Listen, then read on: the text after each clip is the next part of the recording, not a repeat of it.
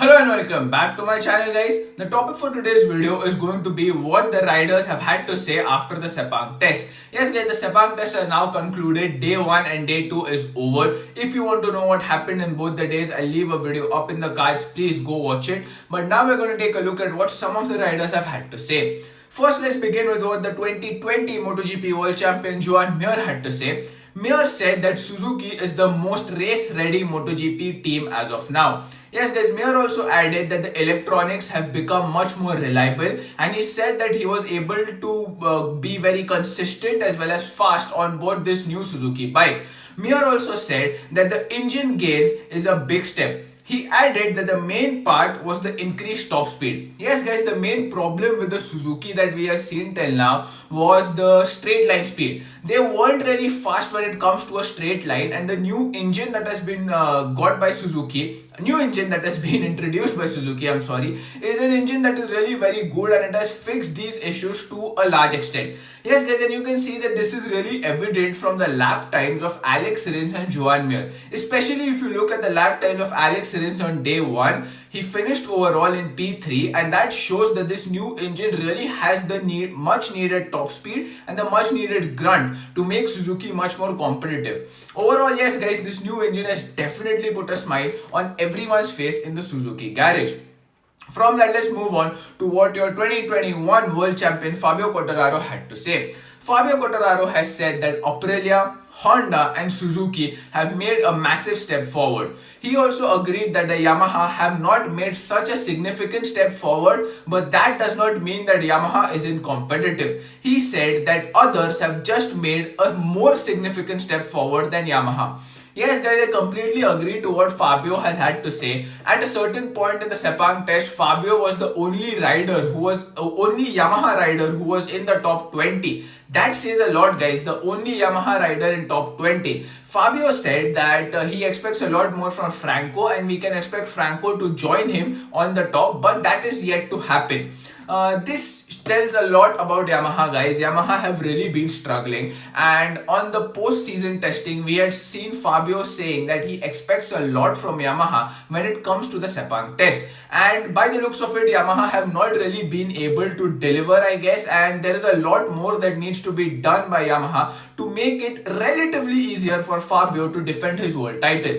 Definitely it's not going to be easy with the likes of Ducati, Aprilia, Honda and Suzuki, but let's see what happens for Yamaha in the future. It's going to be very interesting. From that, let's move on to KTM guys. KTM in this test have been testing the engine as well as the aero. Now let's see what Miguel Oliveira had to say. Oliveira said that Ducati was the manufacturer that focused on aero developments, and it forced the manufacturers to actually work on the aero, and Ducati was the team that opened the doors for aero development. Miguel Oliveira also added that when you want to look for downforce, you want to accelerate, but now we have realized that we even have to stop faster. Yes guys, that's what Oliveira had to say, and I completely agree with him.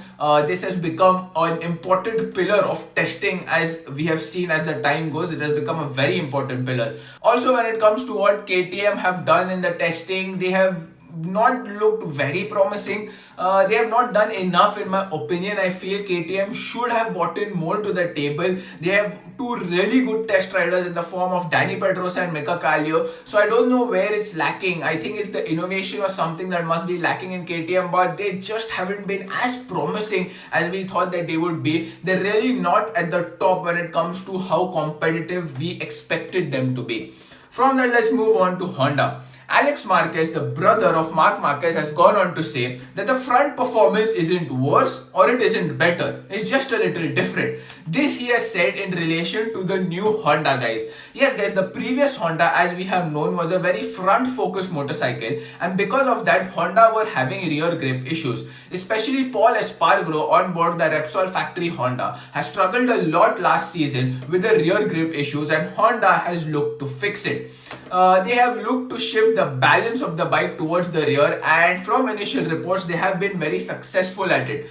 And guys, this is a great step for Honda, because if you solve the rear grip issues, most of the problems would be solved and the bike would be supremely competitive. And even from Fabio's statement we can understand he knows that Honda has done a good job over here. Also guys, the new bike that we have seen in testing and whatever little knowledge we have tried to understand that it has become much more approachable and much more tameable. First, the Honda was not really approachable. It was a very hard motorcycle to tame. That's why we have seen only Marc Marquez in the recent times who has been able to tame the Honda well and win with it, and all the other riders have kind of struggled on board the Honda. But this Honda to some extent has gone on and fixed those issues.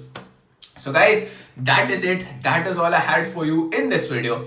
If you liked what you see, hit the like button. If you dislike what you see, hit the dislike button twice. Also guys, let me know what you think about these rider statements down in the comments below. I would love to have a conversation with you guys. I'm always up for it. So please make sure you do leave a comment as well. Also guys, if you want more MotoGP as well as motorcycle content, please do not forget to hit the subscribe button, ding the notification bell, and I will see you guys in the next video.